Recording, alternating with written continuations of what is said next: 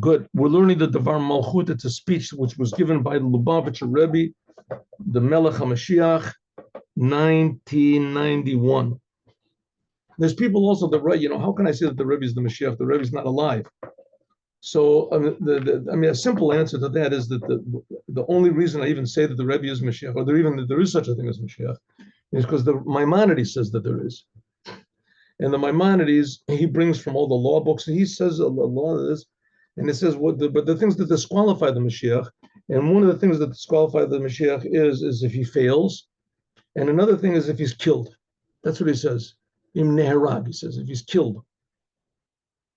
And he's referring to something like it was with Bar Kochava, that he was killed. But it says clearly if he was killed. And it says in the Talmud and a lot of places that the Mashiach can come from the dead. Here we talked about it before. It says in the Talmud in Sanhedrin that if the Mashiach comes from the dead, it'll be Daniel. Right? And there's some opinions that say, no, it'll be someone like Daniel. And some people, but there's, I think, what is it? Rashi says it'll be Daniel. It can come from the dead. Now, Arizal says Mashiach is going to, and then there's a Rashi right near the end of the book of Daniel. It says the Mashiach will be concealed for 45 years, and then it'll be revealed again.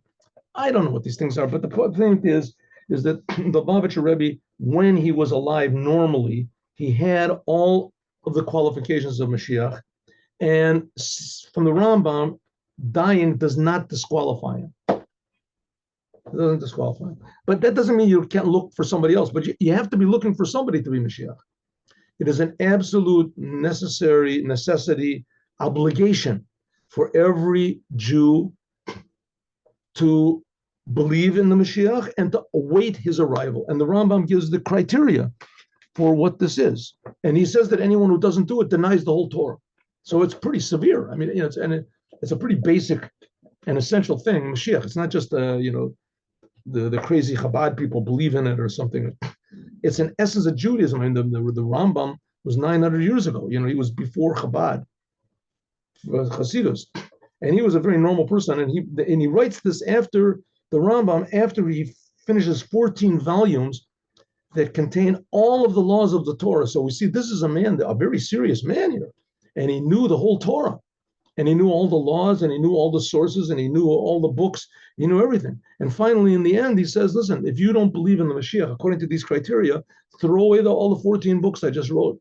You don't believe in any of it. That's what he writes. So that's the idea of Mashiach. And it seems to me the Lubavitcher Rebbe has the qualifications. And that's why I say it, it could be wrong. Maybe, I haven't seen any indication that I am wrong, except people just don't like to hear about Mashiach. But anyway, that's my that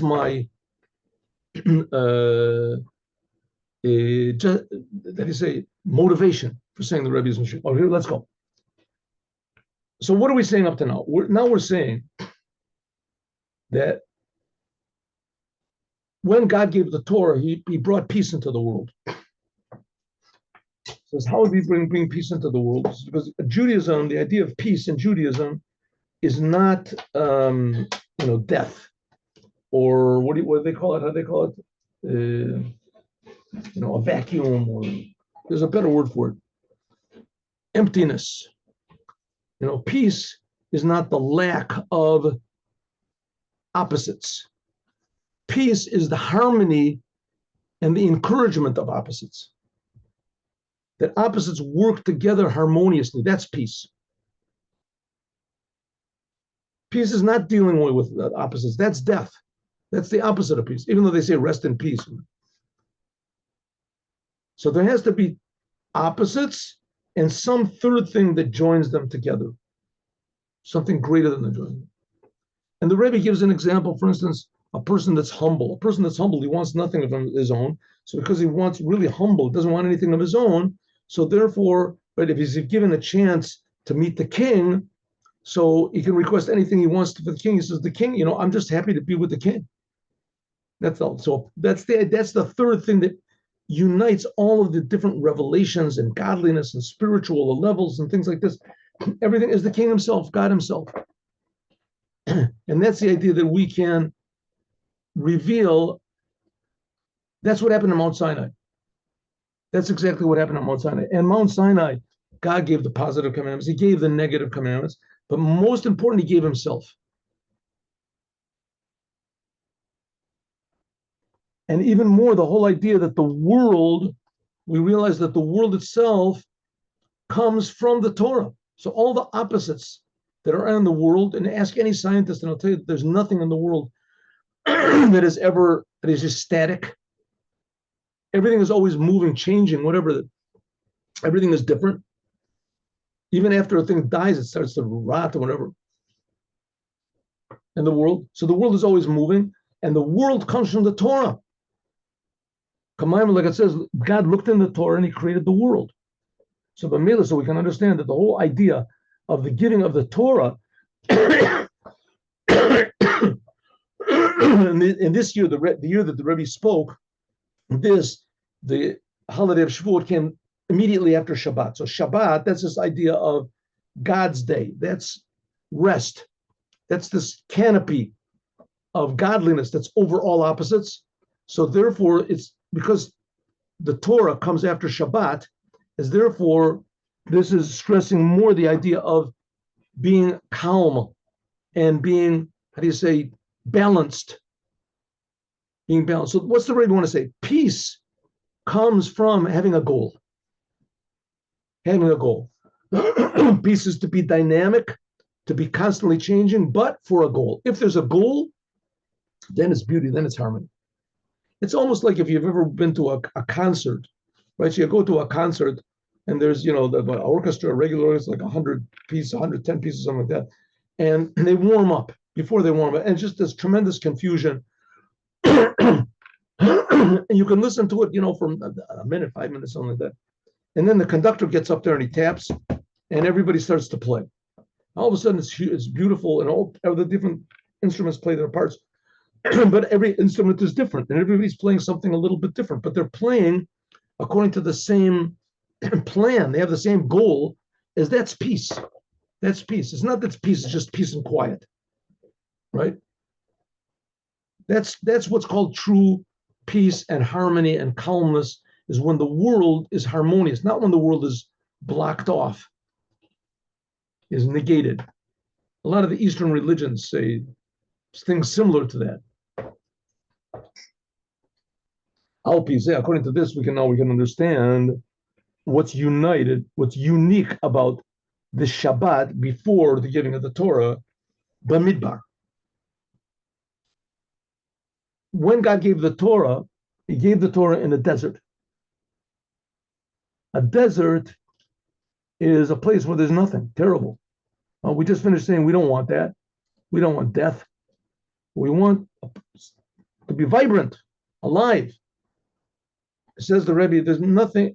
We have a whole Torah portion called in the desert, and the beginning of that chapter is called in the desert. That's the name of this chapter, Bamidbar. So nothing is by accident, but everything is directed by God. How much more so everything in the Torah? How much more so? If everything in the world is directed by God, how much more so everything in the Torah? So since this giving of the Torah has a connection with Bamidbar, and the Torah was also given in a desert. And remember, we learned about this idea of the desert because the desert indicates on an aspect of God which is ownerless. It's above any boundaries. That's why it was given in the desert. But let's see what the Rebbe says. Yeshlom can say, in the world itself, that on its own, the world is always lacking, calmness. The world is lacking balance. That people can never really be, they say, at rest and calm in the world. It's always unexpected, right? Sometimes very negative surprises happen in the world.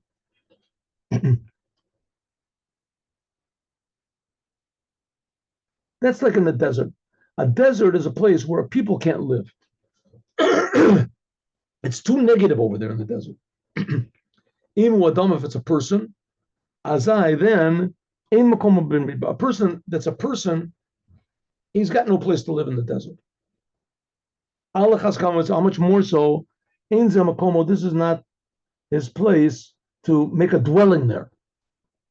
Set up the chiddush, the novelty of the giving of the Torah is that it drew down menucha, it drew down quiet, and what do you want to call it, the fertility, even in a place where it's the opposite of a person can live.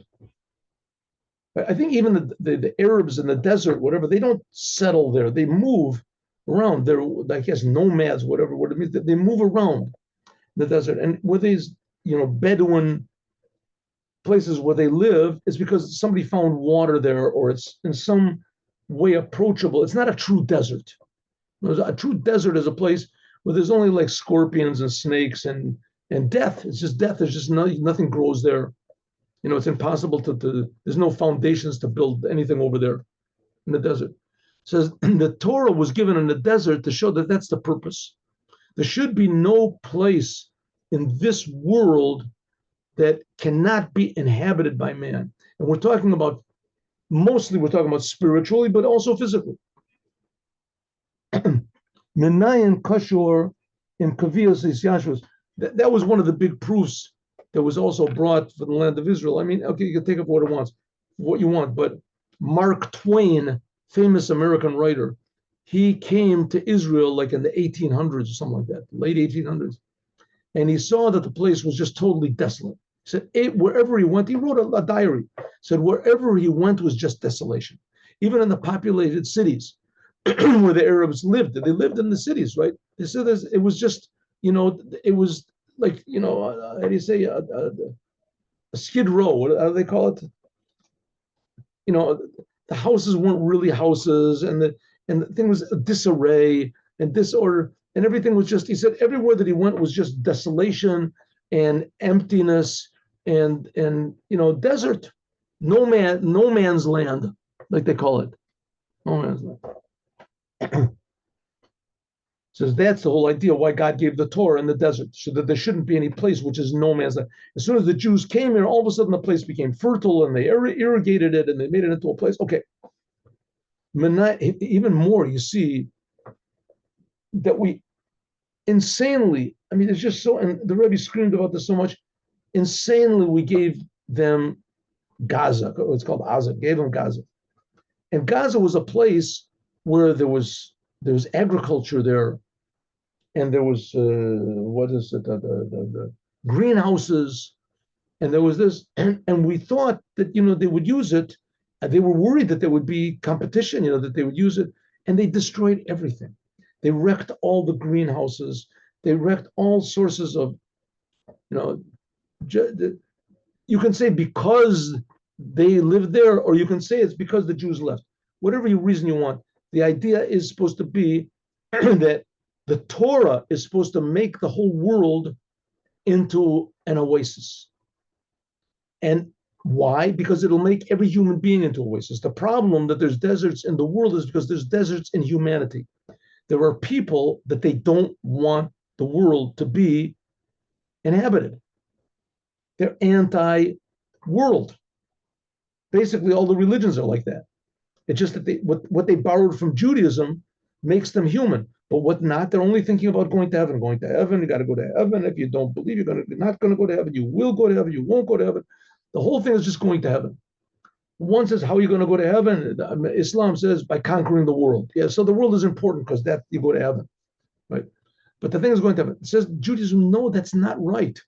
Thinking that way makes the world into a desert. The purpose of the Jewish people, we received the Torah in the desert, and God counted us in the desert. That's this week's Torah portion. In English, we call it Numbers. In Hebrew, it's also called Sefer Pekudim. It's also called Numbers. The names that's popular in Hebrew is Bamidbar, because that's like the first words in the desert. So both of them are true. The Torah was given in the desert, and before God gave the Torah, he counted the Jewish people, even though the counting that's in the Midbar, this was like a year after the Torah was given. This is almost a year after the Torah was given. Nevertheless, the Jews were in the desert, and God counted them. Minyan, the idea of counting, this is connected to kaviyut vidyashvut. This is something that's said, that's settled, and that's set. Counting.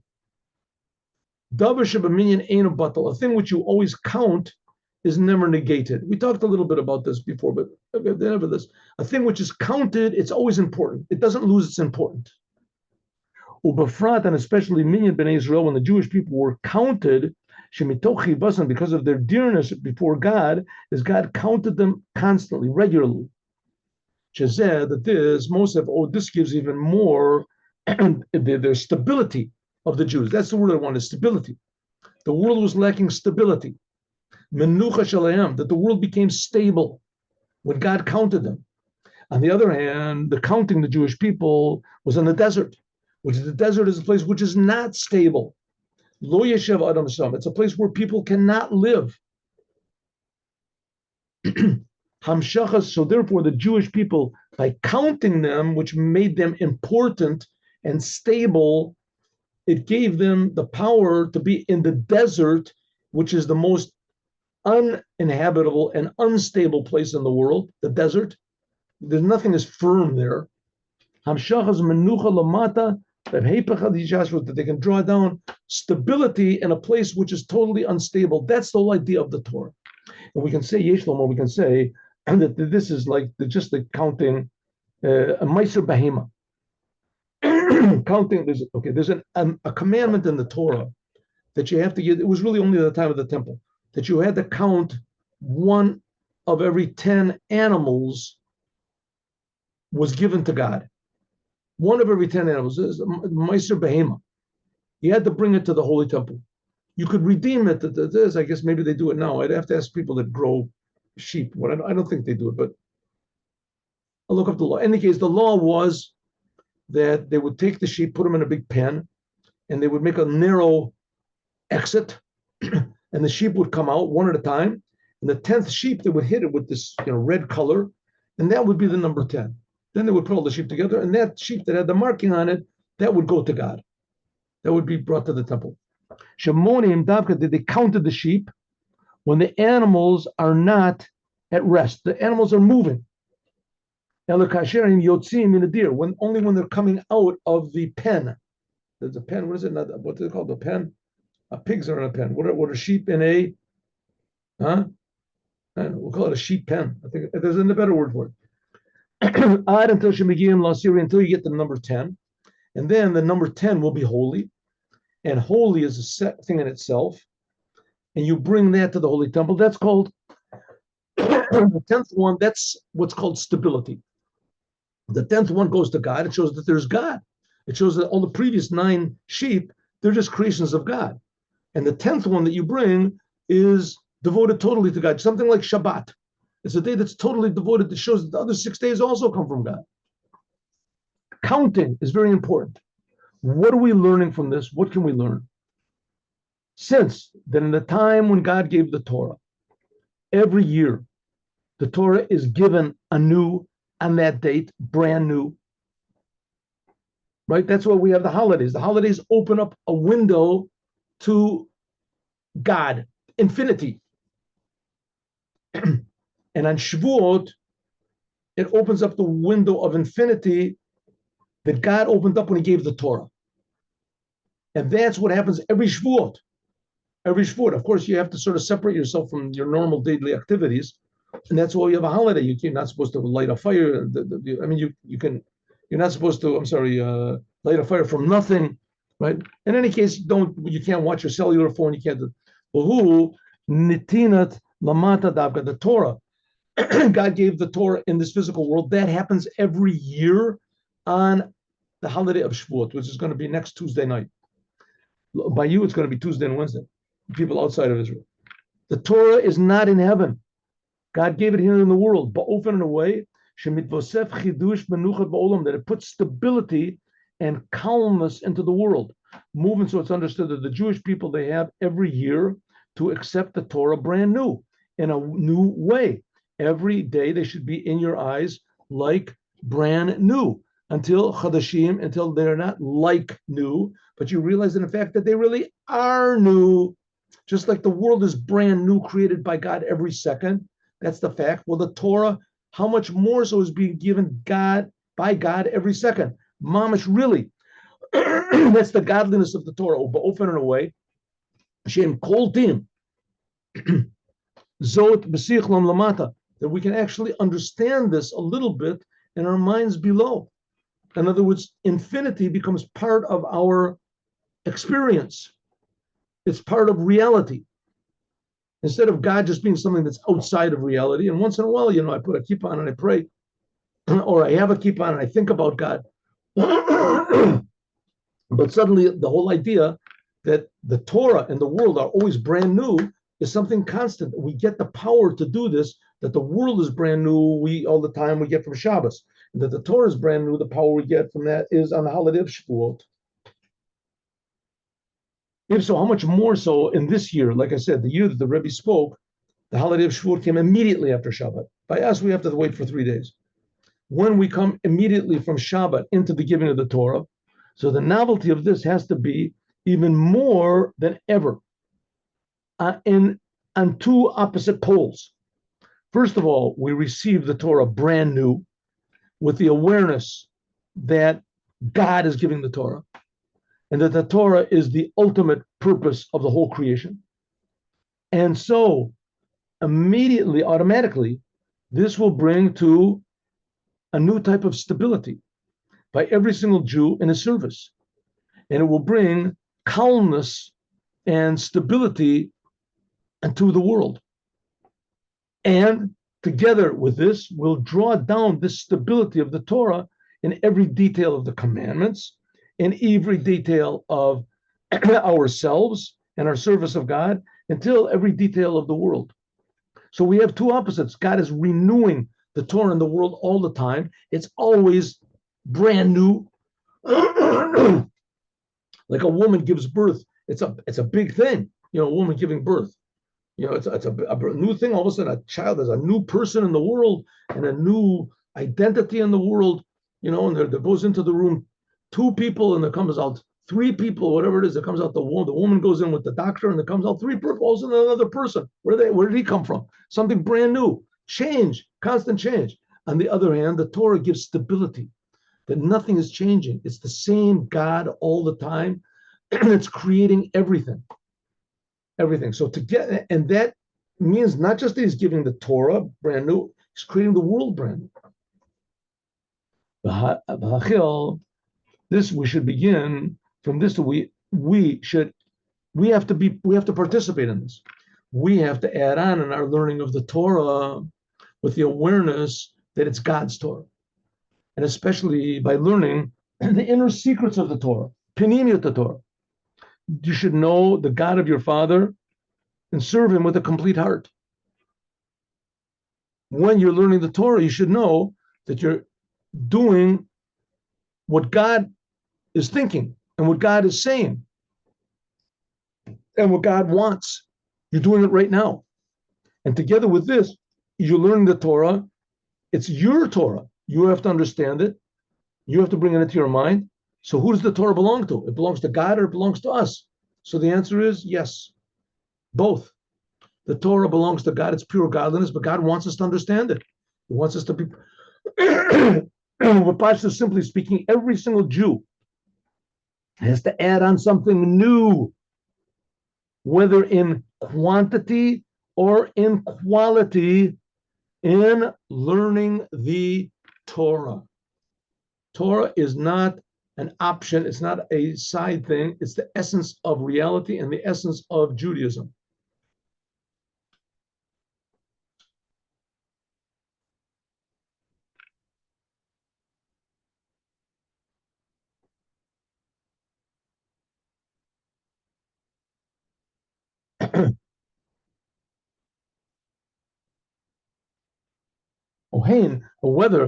So whether we're talking about learning Torah, you have to increase in learning Torah. Whether we're talking about the set things that we learn every day.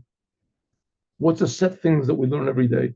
In Chabad, we have a set thing every day that we learn the Chumash Parsha, a portion of the day. Right, the Torah reading on Shabbat is divided into seven divisions. So we learn every day one of those with Rashi. And every day we read a portion of the Psalms as they are divided into 30 portions. There's 150 Psalms, and they're divided into 30 portions. And we read one of those portions. And we read a portion of the Tanya. The Tanya is also divided up according to the days of the year, and we read that day. That day. That's set. In addition, also, we learn Pirkei Avot every Shabbat of the summer months. And how much more so you should learn one Mishnah or many Mishnahs in Iyun. Understand, this should be a regular thing by you. Regular. In addition, of course, you have to learn Talmud, you have to learn Chassidut, you have to.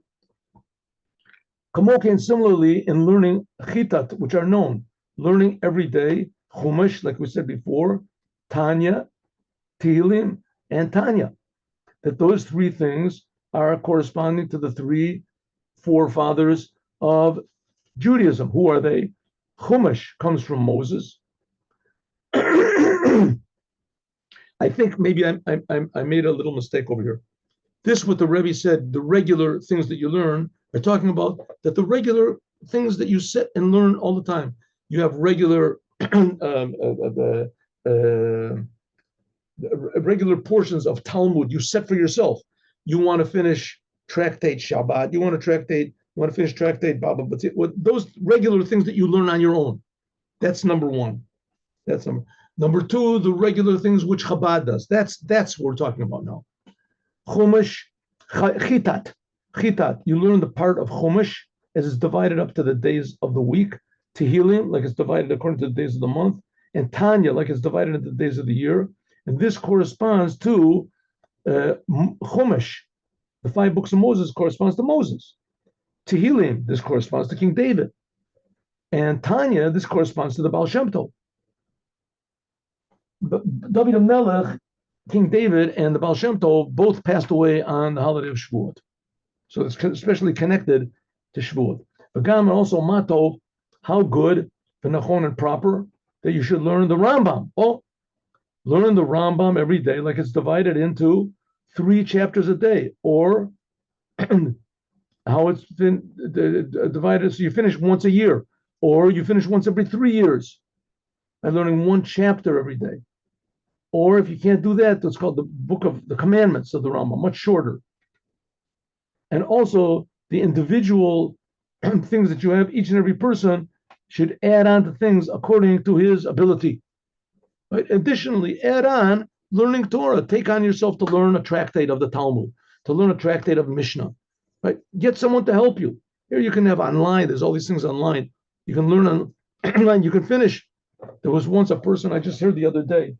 I read this. There was a person that he came into the Rebbe and he said that he wants to serve God, but he feels bad, he sleeps too little. He sleeps too much. He sleeps like, 5 hours a night. It's too much. He wants to sleep less. So the Rebbe said the majority of people need a bare minimum 6 hours of sleep every night. That the Rambam says everybody should sleep 8 hours a night. Says, you think you won't get things done. Says, the fact of the matter is that if you sleep, your mind is calm, you get more done. And the Rebbe said, let's look into this. He said, let's say you sleep 8 hours a night. How much time do you need for work and for eating and for other things, right? For your daily necessities? And so the Rebbe said, you need, you sleep 6 hours a night. How much do you need for your regular necessities, your other things? It ends up that he says that you have 13 hours to yourself to do what you do. 13 hours. He said, in that time, you can become a genius in the Torah. 13 hours if you spend 30. The problem is that when we do have the Torah and we have free time and we sit and learn, then we waste it with all sorts of other things. What's on the internet, who this president said, what the senator said. So therefore, the Rebbe said, you have to add on learning Torah.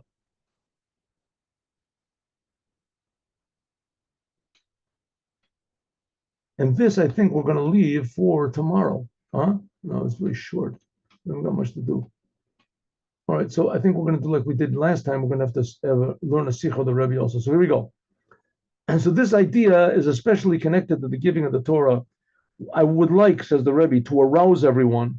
And an additional thing, that people should look into the Torah. If you have questions in the Torah, ask about them. And if it's a good question and you found a good answer, write it down. Write it down. I'm interested in what your questions are and what type of answers you give to your questions in the Torah. Write it down. And sometimes there can be several answers, and sometimes there'll be several answers, and that you reject those answers that you gave, and you give other answers, and then you go back to the first ones. I'm interested in the whole. It's known that every Jew has the power, and even more the obligation, to find new ideas in the Torah. Like it says, la'fashale, that you have to, how do you say, cultivate the Torah. Like the Alter Rebbe says, the first Rebbe says in the laws of Talmud Torah, that you have to bring new ideas in the Torah, lefi rochav, according to the ability that you have in your heart and your mind. And there's very common, for instance, in the Torah it says you're not supposed to light fire. What is electricity? Is electricity fire? And if electricity is fire, so what exactly makes it fire? What can you do with it? Can you just push a little button and light the electricity? That's not really lighting anything. You're not actually making a fire, something else. Can you do it or can't do it? Oh, you're allowed to put it out. What about a Shabbat clock? There's all these laws which are coming up now, and to fit to the situation. What is the law in such a case? Money cases, etc. But can you do it like it's known that each Jew has his own portion in the Torah? Like we say, Tein chalkinu b'Toratecha, give our portion in your Torah. That in it, every Jew has the power to learn and to bring out new ideas, right? As you learn the Torah, you'll have questions. Why does it say this over here? I thought it said something different. Oh, very nice. Write the question down. It could be it's a stupid question. It could be you just misunderstood a word or something like that, or you just misinterpreted. But maybe it's not a bad question. And maybe all of a sudden you find that some of the great people in Israel, they ask the same question. And sometimes you find 2, 4 people ask the same question, they give different answers, right? So you can say, well, this answer I understand. This answer I don't understand. Why does he say this? Why does he say that? That's called writing down new ideas in the Torah. In the previous generation, it was very, very careful that only people would write novel ideas in the Torah, only people that were really at a proper level. Even if it's just theoretical laws in the Torah. They were careful that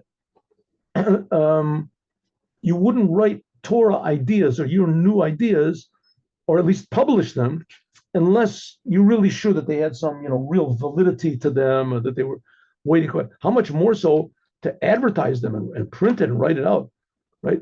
People low call a rotze litol. Not everybody wants to say that I'm a Torah scholar, can be a Torah scholar, but only the Tanaim and Amoraim, which is not the case in our generation, says the Rebbe. In our generation, we, on one hand, we have to be careful. You do have to be careful, and you shouldn't just write, ideas which oppose the Torah, say, or ridiculous ideas which just have no place whatsoever. So you have to, take advice from people ask. But on the other hand,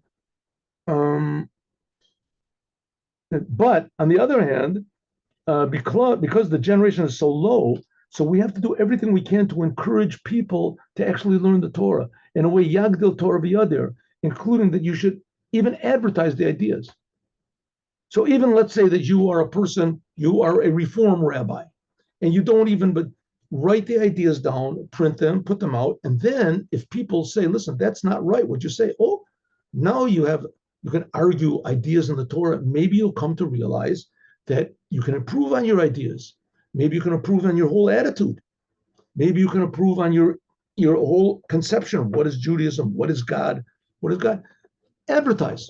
Let's see what comes out of it. But here the Rebbe is not talking in so much in those terms, but he is saying don't worry so much about if you're wrong or not. Try to be right, try to be logical, but print your ideas. Don't worry, no one's going to laugh at you. No one's going to laugh at you, especially if they put out their own stupid ideas, right? Everyone can make mistakes, but the Rebbe is trying to say, advertise, write down Torah ideas and advertise them. Of course, you're advertising, like they say, with a grain of salt. I'm not saying this is the law. I'm just saying this is the way I think. What do you think about it? But the idea is to be occupied in the Torah, and especially to understand that the Torah is the Torah of God, but he wants us to understand it on our own terms. And that's what the Rebbe says we should print. And that's what we're going to learn, God willing, tomorrow. And now let's do the Yom Yom.